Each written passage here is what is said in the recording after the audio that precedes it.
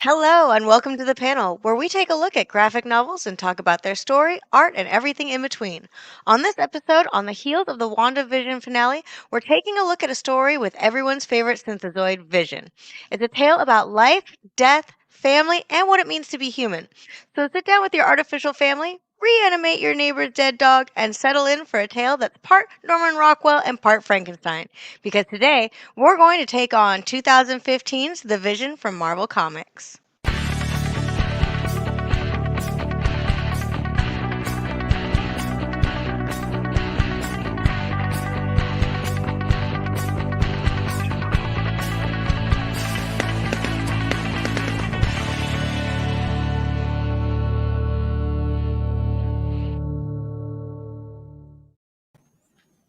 And joining me today, we have Johnny Rose, producer of Previews World Weekly, airing Wednesdays at 4 p.m. Eastern Standard Time.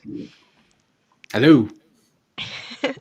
And from Frank at Home on the Farm and Weird Work, please welcome comic writer Jordan Thomas.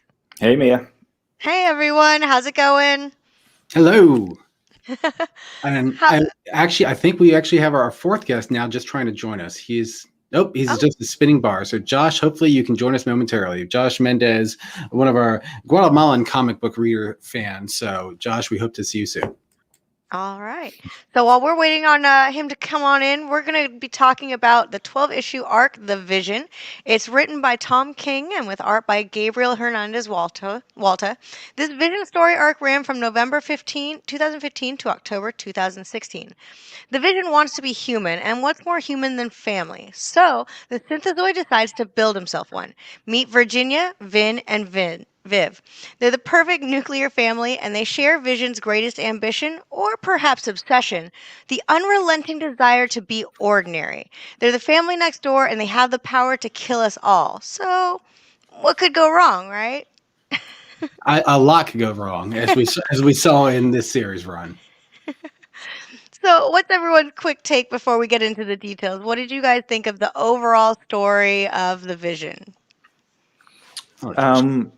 Well, I think I read it for the first time about 3 years ago, and I remember I read it out in my back garden all in one go, couldn't put it down, and rereading it again for this, I still think it's a fantastic series, and it was my introduction to Tom King, who obviously has gone on to do Batman and Batcat and Mr. Miracle, but yeah, I still think this is one of his best series.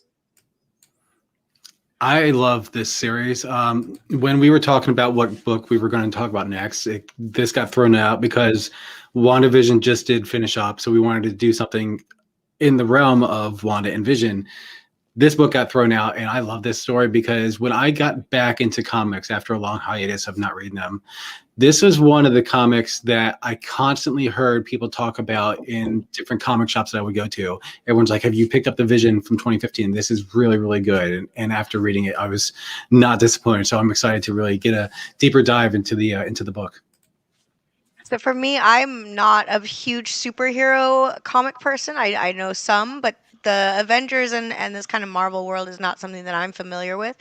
So going into this, I was kind of worried that I wouldn't really be able to catch on to the Vision storyline, but it works really well as a one-off. I didn't have to do too much research into other characters that were mentioned because it is a little bit different from the Marvel Cinematic Universe. But I honestly definitely recommend this for people, even if you're not too familiar with the Avengers world. It's easy to catch on and gives you a different look at Vision. And actually, Mia, we have our fourth guest, Josh, joining us. There he is. Here he is. Hi, Josh. Welcome. I'm so excited to be here. Sorry for the delay. You must understand that in my country, the internet connection it's been having a hard time right now with the pandemic, but we were able to make it. Yay, we're glad you're here.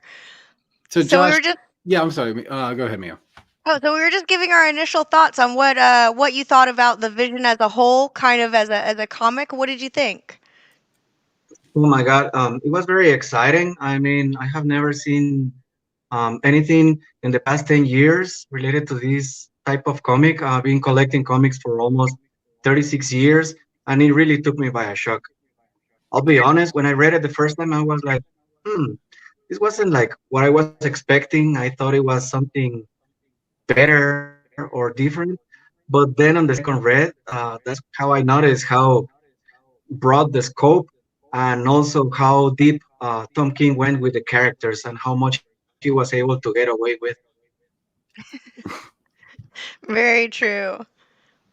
Yeah, All right. some of the panels in there are just were a lot bloodier than I expected a Marvel comic to be. Like this, the one shot here where Virginia is attacking the Grim Reaper, like, oh, that's not what I expected from a Marvel comic. But okay, all right, I see where you guys are going. All right, this is a good, litmus test of what to expect from the rest of the book because that was like in the first issue. So I'm like, all right, we're in for a hell of a ride. And that we are, especially with getting into the story.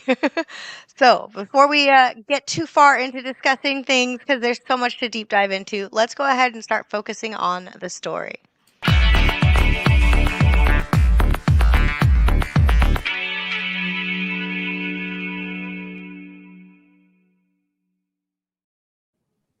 So, a little background for anyone that's not familiar with Tom King. Tom King is not only an Eisner winning comic writer, he's also an ex CIA officer who joined after 9/11 and worked in counterterrorism for 7 years before returning to comics with his debut superhero novel, A Once Crowded Sky. Since then, he's worked on titles like Grayson, The Omega Man for Vertigo, and Batman, but also wrote a highly acclaimed miniseries, The Sheriff of Babylon, which was inspired by his time in the CIA. Kind of important to note because of the setting of the Vision, is he currently lives in DC.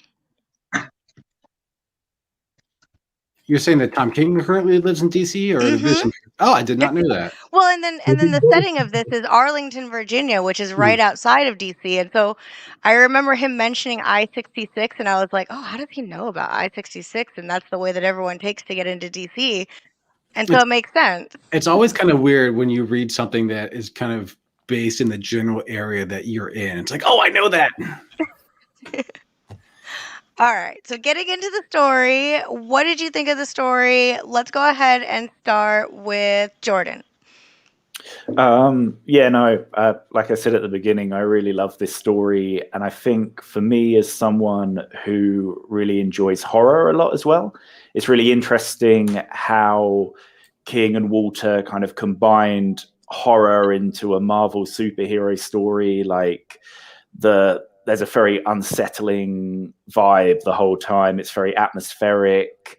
He does a lot of what Stephen King does in his writing, a lot of foreshadowing where you get moments where it's like 2 weeks later, their house would be burnt down by one of the visions, or a week later, Viv would be dead, or something like this. Like, so you're constantly on edge and feeling a bit anxious about the story, which I just think is a really interesting way to do a story like this. And like Josh was saying, it's very different to what you would normally expect from a Marvel comic, really. And when you read it all in one go, you can really see how very clearly plotted out everything must have been. Like all of the objects that they decorate their house with, the different gifts from members of the Avengers, all have a very important part to play by the time you get to the end, which is really beautiful writing, I think. Yeah, what about you, Josh? Did you kind of see some of those same elements, or what did you think of the story? Yes, something that was very attractive to me on the second reading. It's like I'm also a movie buff. I like a lot of movies, so I remember always when I see a movie the first time, sometimes it doesn't create that impact, and then the second time you start realizing about those little details. And I read recently something that does apply for Vision. I think that a great movie is something that it's different on the second, third, fourth, and fifth viewing. And Vision definitely has that. Some of the things that caught my eye that were not at the beginning, as you mentioned, the atmospheric mood that he has, and also how they apply the color, which is not an element that you normally see in a regular Marvel or DC or Image Comics. But how they apply the coloring of the surroundings where they live, how the story begins in autumn, in the fall, and you see the trees that are red and oranges, the sky is yellow, and then as the story progresses, it becomes a little bit more colder, and then it transitions till the end of the story with the yellow, which might be symbolizing a little bit more of hope with how the story ends, right? Hmm. I hadn't noticed that. That's actually really interesting. Now I'm going to have to go back and reread it all over again to catch that. Well, Geordie Belair is one of the best colorists in comics, so anytime you see her name on a book, you know it's going to be pretty great stuff and it's going to affect the storytelling. She's not someone that just sticks down the colors. There's a lot of thought that goes into everything with her work. Hmm. And this is something that intrigues me. I would like to talk to Tom and also the colorist, because at some point, whenever you see that panel where Virginia, the kids go to school, Vision goes to work, and if you see me dropping down, it's because I have my copy of Vision here, right? So there is this panel where Virginia is just sitting alone in the living room with a window on the back of her, and then you see that she's surrounded by all this darkness and all this blackness, and the only source of light is the window, and like she's turning away from the light, right? Like she's making that conscious decision that she doesn't know what to do. She hasn't matured yet as much as Vision, and she's just facing that dark ahead of herself. I'm not sure if I'm just thinking into that too much, right? But that's what I got away from it. No, I mean, it makes perfect sense. One of the things I loved about this story is the fact that it's not, I guess, what I would typically think of a Marvel story, in the fact that there is technically no big bad in this series. There's no Thanos, there's no King in Black, there's no Carnage, like whoever. Like the big bad is kind of like trying to fit in, or just trying to attempt to become a part of normal society, and like what kind of sacrifices you have to make. You know, how much do you lose of yourself as a person in trying to become what this perfect ideal family is. So I love it. It's definitely a distant, it's not, I don't know about distant, but I'd say it's definitely a good break from the type of Marvel stories that I'm used to reading. There may be more out there, and I haven't read too much to really have a fully educated opinion about this, but I think it was a great welcome break from the typical big bad, villain trying to take over the world type storyline. Yeah. If I can piggyback on what you just mentioned about the villain, something that also got my attention on this second reading, it's fantastic, man. Really, like Tom King really make the most out of the organic history that the whole family has, right? Like, because if you notice something, also there is a pattern. Like, if you see it in levels, right? Like on the first level, Hank Pym, which is the creator, he starts as a hero. But on the second level, his son, which is Ultron, is a villain. And then on the third level, Vision, which is his son, is a hero. And then on the fourth level, Vision's wife, which is Virginia, ends up as a villain. So you can see like these levels, like poor Virginia was doomed to be a villain, since anything that Vision might have created could have been turned out evil. And the first thing that he created, of course, was Virginia. So you can see like these levels there that Tom was playing on it super organically on the story, on the history of these characters. It was really well done. Wow. I agree with you. And I kept wondering throughout the course of this, as I was reading it, like Vision created this family. So how did he base their brainwaves or their code on that? Like part of it made me feel like when Vision was kind of constructing Virginia, he based her a little bit on Wanda. Mm-hmm. Oh, well, they Yeah. say that, don't they, in the story, that okay, she gives him her brain patterns the same way that he has Simon Williams, Wonder Man's brain patterns. Mm-hmm. She gave them to him because she was dating Wonder Man at the time, and she wanted him to find the same kind of happiness. So, yeah, I guess if you think about, like, say something like Hitchcock's Vertigo, where it's about a replacement kind of bride after the person has lost the previous love of their life, that probably adds an extra psychological problem where you know that your brainwaves are based on the former love of your husband. That's going to definitely cause a few kind of awkward dinner conversations and things, I imagine. Yeah. It makes so much sense. Yes. like even amidst all this, I still love the elements of humor that there are in this. Like the one scene where Virginia is trying to seduce Vision. This made me laugh out loud, and the fact that it actually gives Vision a stutter, saying, "I also had a meeting with Iron Man. We spoke about." You can't even like look at her and like get like a word out edgewise. And the fact that like as she phases and the lingerie just falls off of her, I thought was like absolutely hysterical, but really cleverly done. I think that's a part of the great choice of artists as well. I know we're going to get onto the art in a bit, but the fact that it's not such a traditional comic book artist, maybe like your Jim Lee, who's amazing at doing these huge kind of action scenes, but Walter brings a lot of emotion to it. So you see a lot of emotion in the characters' faces. And I think that's like how bits like that work really well, because you can kind of read it in the expressions, even though they're robots or synthezoids. It's like a really important combining of the right artist for the right story. Like I don't think it would work the same with a super traditional like superhero artist on the book. Yeah, because I think you really need that emotionality to be seen, because this book is so much about emotions and human emotions, whether it's by the Vision and his family or by the humans in the book. The idea of humans kind of being a little bit of the bad guy, because when I think it's Vin is asked if he's normal in school. Like that to me was just, that it hurt, because it's like that's what every kid kind of goes through, and he thinks that he's not normal, and he thinks that he's not human, but in actuality he's going through the same kind of things that kids go through growing up, and it just makes him human, which I think was one of the most powerful aspects of the story to me, is this thriving to be human, when in fact they are probably more human than the humans that are just offering them cookies because that's what they're supposed to do. Yeah, I guess it's taking the whole idea of the want to fit in is like one of the most human desires. So yeah, like you say, that despite them not being human, that almost heightens their humanness in terms of what they're experiencing in the stories. It's like the most extreme version of that. I don't fit in, new school, new friends. Are people going to like me?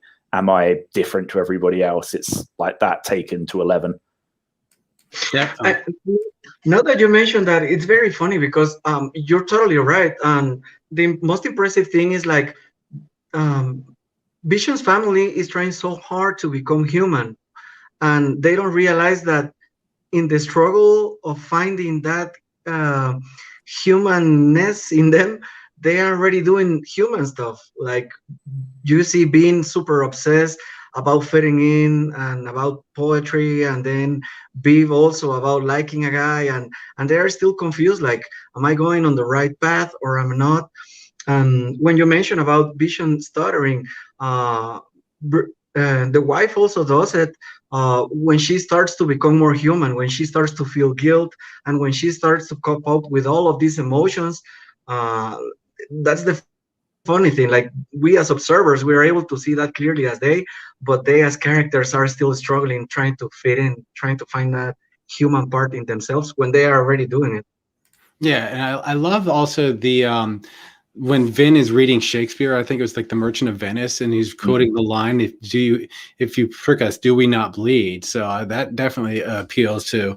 I feel like there's also some racial undertones that could go along with this as well, but just trying to showing that they are trying to, they're just people, they're artificial people, but they're still people in their eyes. But I think that it took me a while to really understand what he was saying with the Merchant of Venice quote, but then when he started saying, if you prick us, do we not bleed, then it kind of like really started to sink in for me. Yeah, there's big parallels between the Merchant of Venice and this story, I think. Like, yeah, it's definitely not an accident that King's chosen to use that play as a kind of a link throughout the issues. All right. Now, I know we've already started talking about the art a little bit, so is there anything else anyone wanted to speak about before we move on to the art? About the story?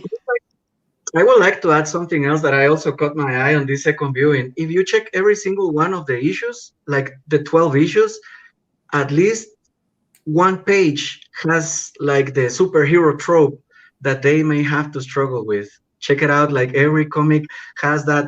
Okay, if somebody doesn't like the way that the story is going, here's a small taste about the super heroic stuff going on, so that you can continue. And if that's your thing, the superhero trope, it has it. Like it has those elements between every single one of the comics, and that's cool, right? Because I think that Tom King is going into a deeper story, but at the same time he's just giving us these pieces about like the regular superhero stories that you read every month. I want to touch on that real quick also because he brings up a really good point. This kind of in a way reminded me of Watchmen because again it's based in superheroes, but that's not the main draw of it. Like he said, there are superhero tropes and everything going on. Like later on towards the end of the run, Vision ends up fighting everyone. By the way, we're going to get into this. We're going to get into spoilers, by the way, because we're talking about the entire book. So if you haven't read it, turn away now. But towards the end of the book, when Vision is going to kill Victor and all the Avengers and pretty much half the Marvel universe is showing up to stop him, it still has the superhero elements. But again, that's not the main part of the story. Much like Watchmen, there are superhero elements, but I feel like the superhero part of it isn't paramount to the story. It's not the main aspect of the story. Right, yeah, I think especially in the issue where you get the history of Vision and Scarlet Witch, it's like a really nice, the life that goes on around these huge events. So obviously it's during the Kovac saga or Ultron attacking again, and they're kind of stealing these little emotional human moments in between all this kind of chaos and superheroing. So I quite like that kind of between the panels of stories that are kind of legendary being scattered throughout the issues. Now, Mia, before we move on to the art, I actually want to address some of the comments that we have coming in here. So Rachel Cummings is saying, I ended up here on accident, but I like Marvel a bit more. Thanks to you all. She is also asking, where is this available? You can find the Vision story arc, hopefully at your friendly local comic shop. It may be kind of hard to find because of the success of WandaVision. I feel like a lot of these books are currently in high demand. So if you don't have it, just keep asking your friendly local comic shop, and then they're going to try and get it for you. Troy is saying, ooh, Shakespeare, this is a real book club. And Peter Miller is saying, greetings from fabulous Las Vegas, Nevada, USA. Oh, the heat. All of the heat. All right. Well, let us go ahead and start moving on to our next topic of this, and that is to cover the art.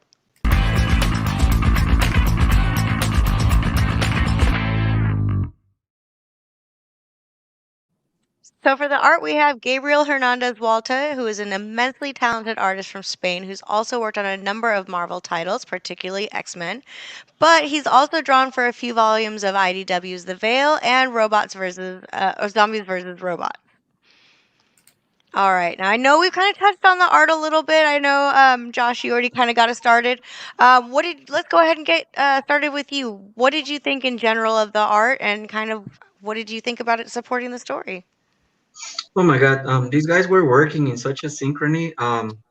As you mentioned, I believe that it's kind of like the same sync that Alan Moore had with Dave Gibbons. Jordan Belair, again, is an amazing colorist. And yes, I have only read before like those issues that Donny Cates did for Doctor Strange. And I think that he was just serving the story. I think they were okay. Of course, Gabriel is an amazing artist, but like in Vision, he really took it to the next level. I mean, like he was able to express so many emotions, and he was able to suppress so many emotions that, of course, an android will not be able to express as they did. He was able to adapt to the art throughout the entire 11 issues, because if I'm not mistaken, um, the one for just the history of Scarlet Witch and Vision, it was another artist. I don't remember his name, but Gabriel did an amazing work. Like if he could convey drama, horror, suspense, and then of course the action sequences on issue number 12. So for the episode you're talking about for the flashback one, that was issue number 7. That the penciler was Michael Walsh. Michael Walsh. Yes. Kind of like a pulp vibe. Yeah. Mm-hmm. Now, I like what you said there about the fact that he's got like this style that he has to work with in terms of the vision and being a robot, and how do you show emotion in a robot versus showing emotion in a human, and how that's got to be kind of maybe a different element to the art there, in kind of showing emotion but in a robotic sense, I guess. I didn't think about it that way. Yes, like whenever they say like great actors, they are not like the method actors. They are not about screaming or expressing too much, but again, at the most important moment, being able to suppress that emotion so that you can understand what is going on through their heads. I think that Gabriel did a lot of work on that, because sometimes you're just interpreting what they're thinking, what they're seeing, how they're feeling. I mean, the expression of the dog here when he gets electrocuted. Oh my God, that image chased my mind a couple of days. Also, I feel like the way that he's drawing Vision, it's really strange and surreal to also see him interact with the settings around him. Like this scene right here when he's deconstructing the dog and trying to reanimate it. It's not something I ever would have thought Vision would do, but his blank stare and seeing the gory scenario around him is just, it's haunting, and it's really, really well done. So even to me, his point saying about how it's kind of difficult to show emotion with the Vision because he is an android or synthezoid. I think that they do a really good job just showing it by the surroundings that he's in and his interaction with his family. Yes. I wanted to mention, like in issue number 1, this panel remind me of I think it's Danish director from the 40s, Carl Theodor Dreyer, and he used to ask to the production designer like a lot of things that will emulate a kitchen in the set that they were going to do, right? And this guy bring 30 things, and he will take out 27 and just kept the 3 that scream kitchen. So I think that Gabriel did the same thing whenever they are showing this specific panel on the kitchen when they are all alone. And you can see that this kitchen, they don't have anything on the tables. Like there is nothing on that kitchen. Like there are no forks, no dirty dishes. Like this empty, they could have just moved on that same day or the day afterwards. The house will still be there because these robots, they don't need the things that we humans do. And therefore the mess and the disorder is not there. Like the order of the house, it's in contrast of the chaos that is going on inside of them. Can we have Josh on every show? Because I'm loving everything that he's saying. He's bringing about so many things I hadn't even thought about. I love this. Mm-hmm. But I think that they really hammer that moment home when they drop the oil into the trash can. I don't know if you remember that part, but it's like an empty trash can because they're like faking living in this house, you know, like you were mentioning, it's all just for show. Like when they go to the restaurant and order food and say, we don't actually want you to bring it to us, just bring us a bill in 45 minutes, because it's like they are just play acting at what they think human life is like when they don't really need any of these things. And it's super funny because the more normal they try to act, the more weird. Yeah.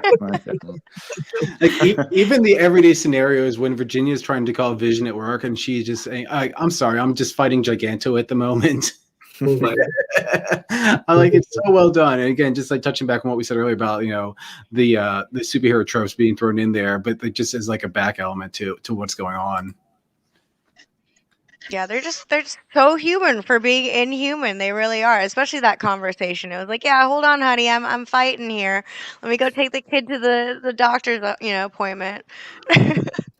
One thing I also got to cover on is like not necessarily the artist of the issues himself, but like the cover artist Mike Delmundo did such a great job. And this is why my favorite one, actually, number 3. The one. Yeah, well, this is why when we were talking about like how at the beginning of the show it's a little bit Norman Rockwell. I feel like part of that comes greatly because of his cover art. I mean, each of these front cover art for the books is just showing, you know, the quote unquote average, everyday, normal family, but they're obviously not, because you see here, you know, Viv has a paper airplane that has like phased right through her head. Vision being arrested and his phasing in through the police car. But I feel like even Mike Delmundo just with the cover art just did an absolutely beautiful job on those.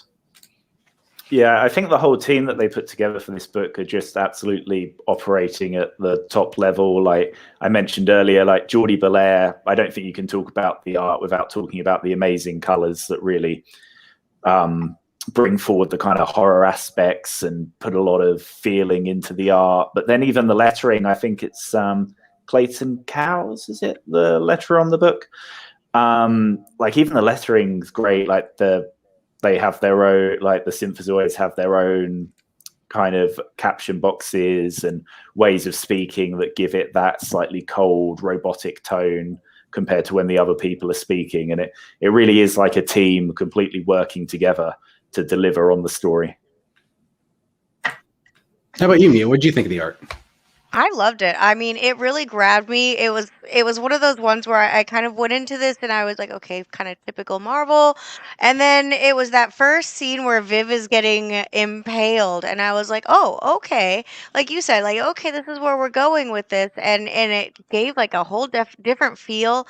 There was like Jordan was saying, this horror aspect to it as you're seeing what what Virginia's doing and murdering people and it's just kind of this brutalness that I was not expecting out of a Marvel comic. I mean, I know that they are inherently violent, but I wasn't expecting that level. And I find it interesting what Josh was saying about the colors that were used, and also Jordan was hinting at it, the colors that were used, and how that also reflects and gives the certain feelings throughout the whole series, actually. So I just think it was beautifully well thought out throughout the whole series. I just want to say also that it must not be fun to be a table in the Vision's household because Yeah. in issue 5, like when Virginia's like everything is normal, she smashes the table, and then later on when Viv finds out that her mom killed, I think Chris Kinski, he said it was cool, my mother killed him, and yet another table gets smashed. So, and also let me find. There was one more thing regarding the table. When Vision says the table is broken. And Virginia's like, I do not know how to fix. You know, she's starting that mental breakdown. You know, it's just reflecting, you know, all the stuff there she's like going through internally. She wants to try and become the perfect wife that Vision has made her out to be, but all these other outside forces are kind of working against her, and she just doesn't know how to fix this because she's just not really programmed that way. And I just think as well, the choice with the eyes is really interesting, like because they've just got these blank white eyes the whole time. It's really like that image, and like the blood is like horror blood instead of like superhero type kind of blood coloring, and it gives it a real kind of David Lynch creepy kind of the creepy underside of normality feel to like the whole thing. You got ahead of me, man. On the second time, I really wanted when I started reading the Vision, I had to stop and I have to watch Blue Velvet. I have never seen that before, and I started looking at it. And something that really loved about Blue Velvet is how I forgot the character's name. When he found the ear with the ants, and then the other part when they are when he starts seeing that darkness creeping in, I was thinking about like they should have done something on Vision. Like I'm not looking at all these clues that the darkness is creeping in, but then suddenly I remember about this cover, and then you see like these the Russian dolls. Whenever they you take out each of the members of the family, and then inside of them you see death. Oh my God, that was the Lynch moment that I was looking for in this story. Now, did anyone else have any like prime artistic moments that really stood out for them? Go ahead, Jordan. I was just going to say that I really enjoyed the kind of the framing in a lot of the shots. I don't know if you've got any of them, but like when the two kids are arriving at school for the first time and they're kind of coming down out of the sky, that's a real like superhero, everyone looking up in awe of the moment. And when the mum is going to visit the guy who's blackmailing her, it's like only the bottoms of her feet kind of dropping into shot, which is a real horror kind of, oh no, the evil thing is arriving at the door kind of image as well, which I guess kind of foreshadows that something bad is going to happen in the house. And yeah, again, it's just very different to other superhero comics.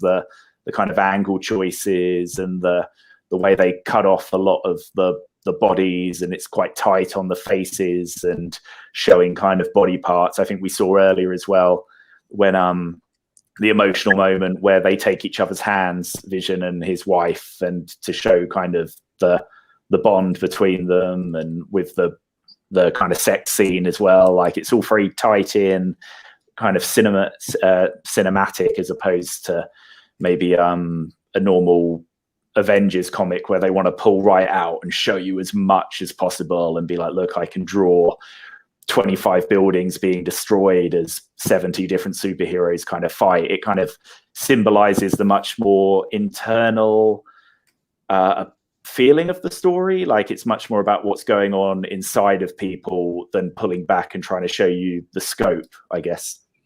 Mhm.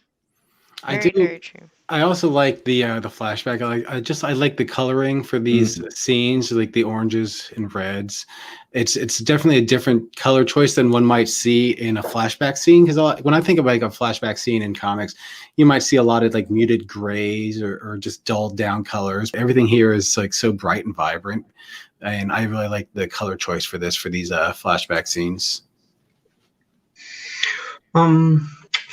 They are beautiful. They are amazing. And if you notice that those flashbacks are not being only used whenever Virginia is telling her story in the last issue, but also when she's telling the story about how Grim Reaper attacked her on number 2, when she's telling the story to Vision, and also all of the multiple times that Vision has saved the world. I mean, that's just amazing. Instead of going, I remember Kosh, the story for Batman. They used to do that with flashbacks, but Jim Lee used watercolor style. I think he uses like biro a bit. Like, there's like 3 different types of flashback in that, aren't there? There's pencil ones, biro ones, watercolor, to kind of separate the different time periods.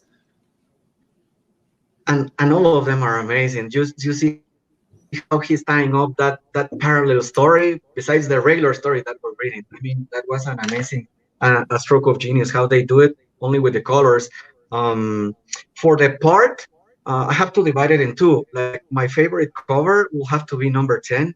I mean, that was amazing. I love those genealogical trees where you can see how everybody's there interacting, like the whole family that Hank Pym created. I think that maybe they could have included Wasp and Jocasta, but that will have cramped too much the cover. But it was an amazing cover. I think that's the cover for the collection as well, right? For the hardback collection, that's the cover. I think that's what I've got at home.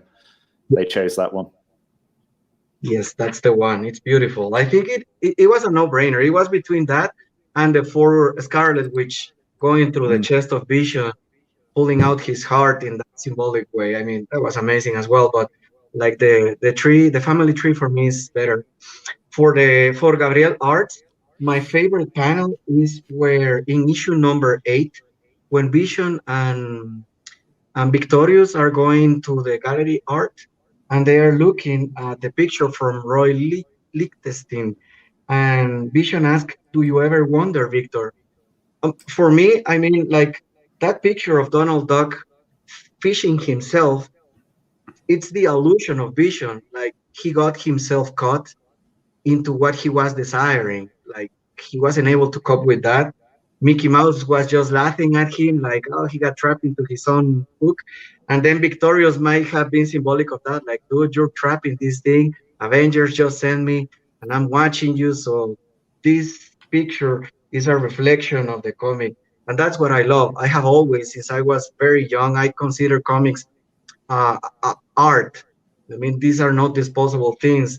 And I think that this panel is going to go down in history as one of those things that will elevate the comics to new levels of art in the future generations. Well said. Well said.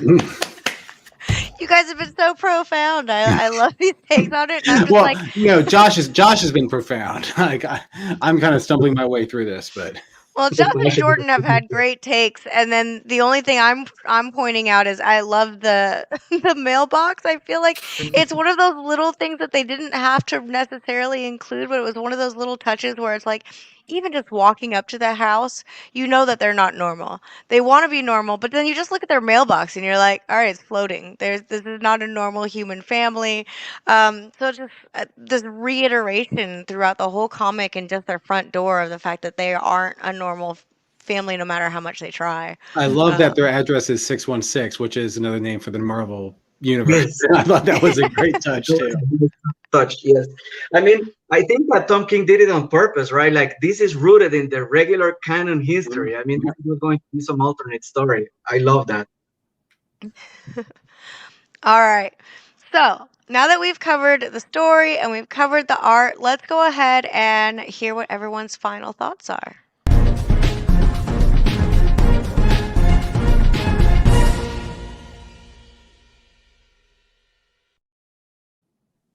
All right, so here's where we get our final thoughts from our guests.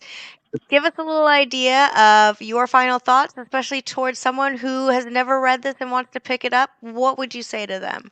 Let's go ahead and start with Jordan. Yeah, I think this is actually a really great series to give to someone who hasn't read a lot of comics, if you want to kind of get them into it, especially if they're like a horror fan, or like we were saying about like David Lynch or directors kind of that slightly more alternative kind of ilk.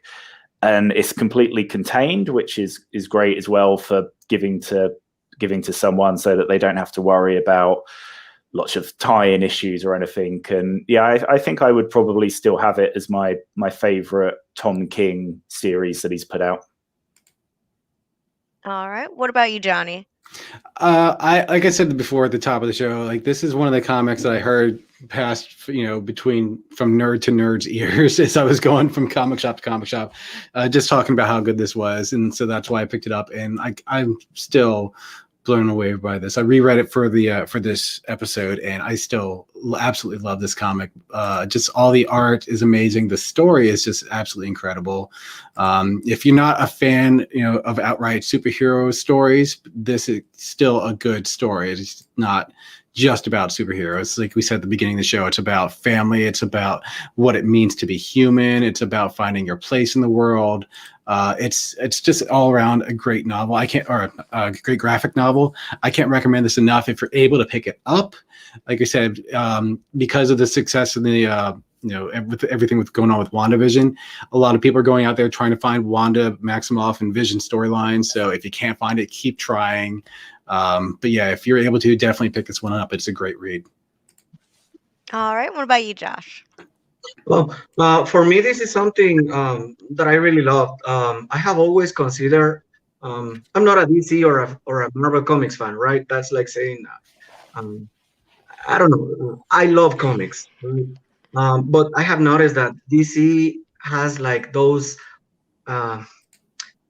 stories that do belong in the pantheon of great comics, on superhero comics. For example, Watchmen, Swamp Thing, Kingdom Come, Omega Men by Tom King as well. So Marvel has had a very tough time finding a title that can fight against them. The only one that I can think of is maybe Old Man Logan, for the reconstruction of the superhero trope, and also Inhumans by Jay Lee and Paul Jenkins. But definitely, Vision is up there with those. I think that Vision can give a run for its money in terms of being a masterpiece of comic books. Um, the only sad part is that not all of the great things that he did were included into the regular continuity, but of course that's how it is, right? In the industry, it's a great story about people, not robots. It's about a great story about taking decisions, taking good decisions, taking bad decisions. It's a great story about family, about hope at the end of the day. Even though through it's a very dark and horror story, it has a lot of hope with the relationship that was strengthened between Vision and his daughter, and how they're even to regain the dog, which is always important, right? To have Yeah. to come along with you.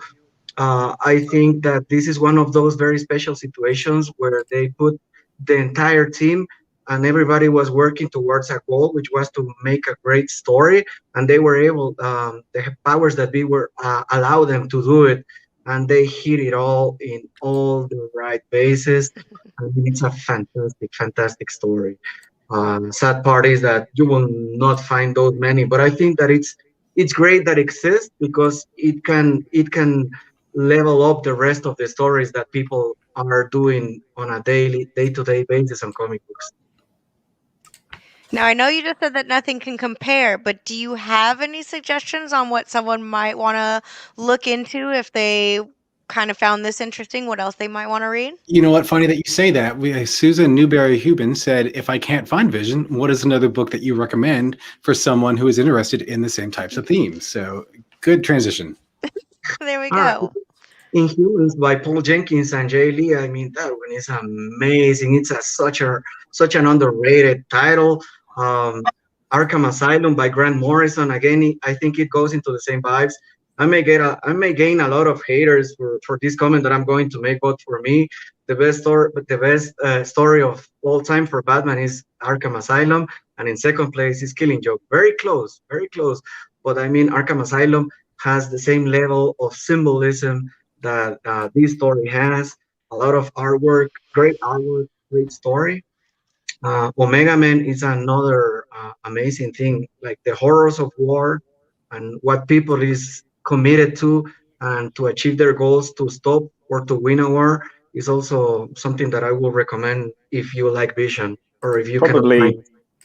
for Tom King fans, Josh, Mr. Miracle would be a pretty obvious next place to go to. I think Tom, after doing Vision at Marvel, kind of went over to DC and started writing Batman, but he also did another series that's very not similar necessarily. It has quite a lot of similarities in terms of the story, but it's another 12-issue limited series called Mr. Miracle, which is about the New Gods characters. You got Mr. Miracle, and he's married to Big Barda, and they're like having arguments whilst fighting all these kind of demon dark side monsters about redecorating their house, and they've just had a baby, so they're trying to like fight as superheroes whilst being kept up all night by the new baby, and they're kind of hipstery, so they've always got like salad plates whenever like whoever comes around to visit them, one of the other Orion or something from the New Gods turns up. So I'd say if you like Vision, definitely the Mr. Miracle series by Tom King and Mitch Gerards. And if you're looking for more Vision or Vision and Scarlet Witch stuff after the series, there's a run in West Coast Avengers, which is around the 40s, early 50s, which you get flashbacks of in the issue that kind of goes through all their history. I guess in general, that issue is pretty good just if you want to kind of see the different storylines to go and pick out about Vision and Scarlet Witch. But that's the bit of comics where they've got the two children and Vision comes back as the White Vision. That's a pretty classic kind of Vision and Scarlet Witch story. I was just doing also, if you can allow me one more minute for something I was thinking about, and it's a very underrated series, are the Sam and Twitch stories written by Brian Michael Bendis. We were reading at the end of the 90s. Those are amazing, as well as if you like that kind of horror and body horror stories. Any of the 5 trade paperbacks written by Warren Ellis, those are amazing. He really knocked it out of the park. Such an underrated series, and right around these days, like before we didn't have YouTube or the social media for these guys. Otherwise, they will be compared on the same level as a lot of great writers that we have, and such an underrated stories. Those are good suggestions. Really good suggestions. What about you, Johnny? What do you got? I was just going to like say everything that, look online, look anything that you can find that says Vision. Like I was just looking online. I haven't read too much. Like I said, I wasn't too familiar with Vision before I read this run. I'm sorry, I'm trying to find here it is.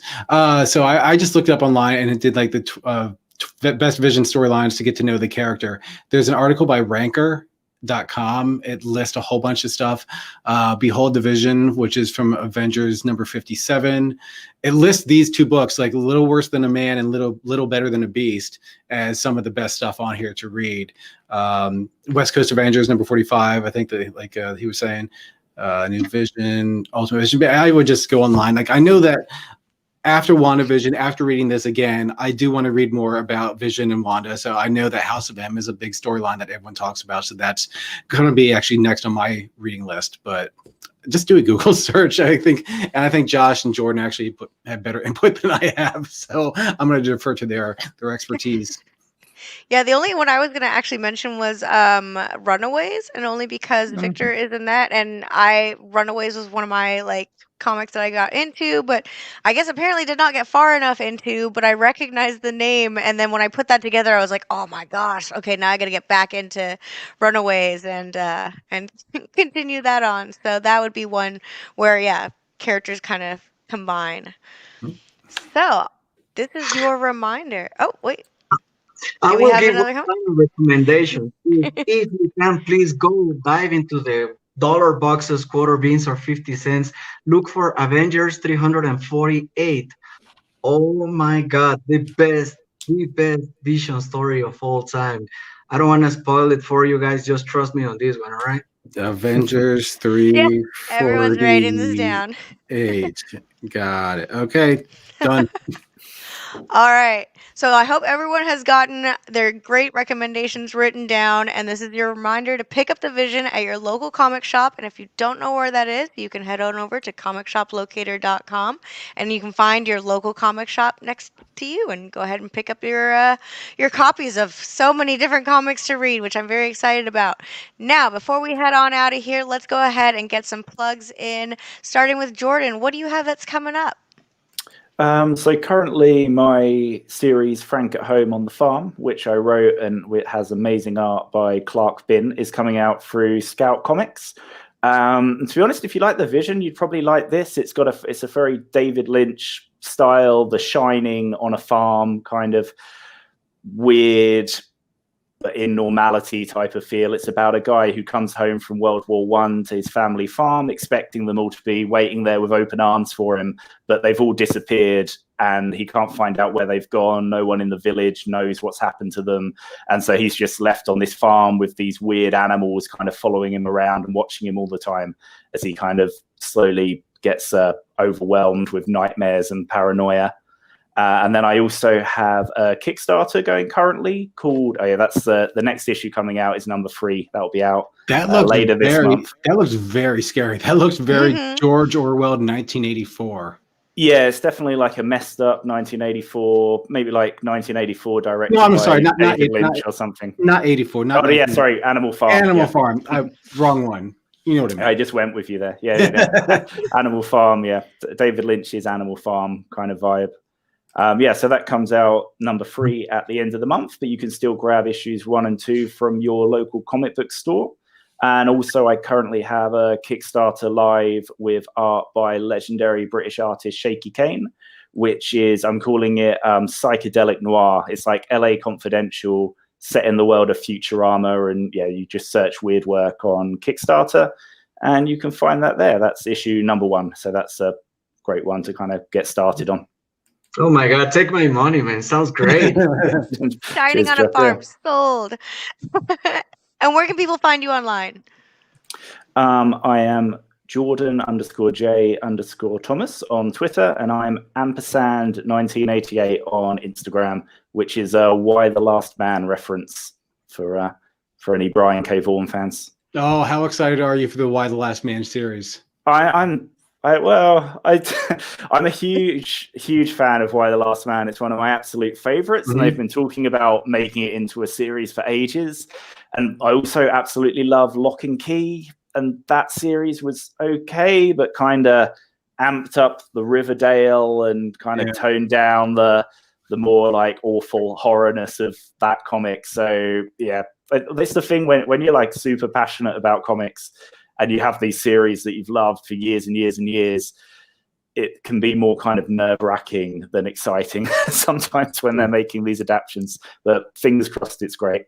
I'm right there with you. I'm looking forward to Why the Last Man. I think it's like an FX on Hulu or something. It's supposed to be coming out, but fingers crossed, it's going to be good. Yep, fingers crossed. All right, and Josh, do you have anything that you're working on, or is there any place that people can find you? Anything you want to promote? Actually, right now, people, if they want to chat about comics, they can follow me on Instagram, Josh Loves Comics. On Facebook, Josue Mendez. I'll be there. We can always talk about comics. And then I'm writing an essay on how right now Jonathan Hickman is writing the best Legion of Superhero story of all time. Sadly, it's at Marvel, right? But a lot of things there that are so amazing, so amazing.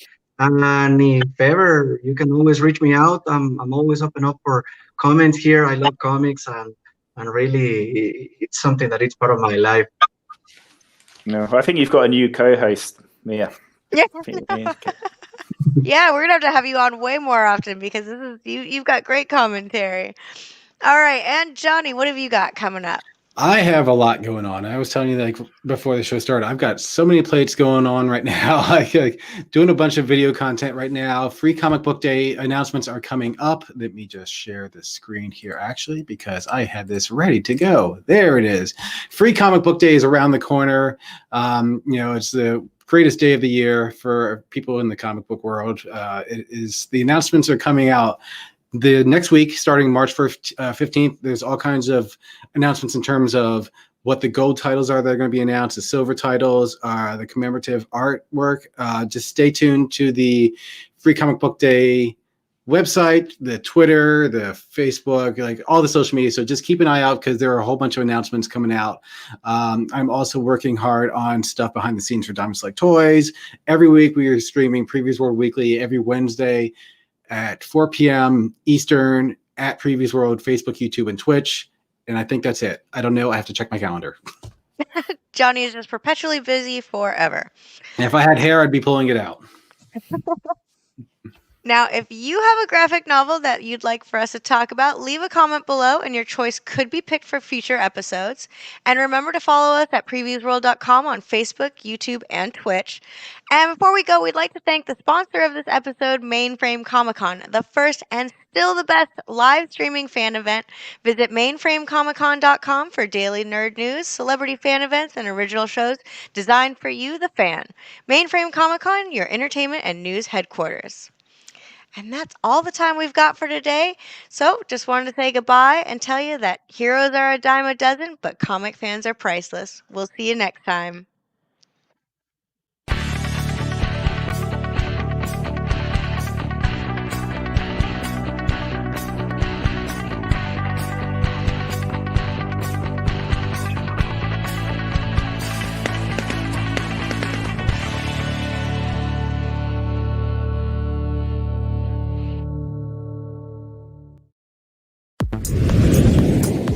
Can I give you a high five real quick? Hey, let's do a virtual high five. Wait, here. hold on. I know it's backwards. Years. Ready? I Yes. feel weird with that. In any event, I had written a script for a Mallrats sequel a couple years. God, Well, actually, it's fun because actually, training for this scene was more fun than shooting it. Only because it was just one of those things where what could go wrong did go wrong. But in any event, I tried to write a Mallrats sequel years ago called Mallrats 2: Die Hard in a Mall.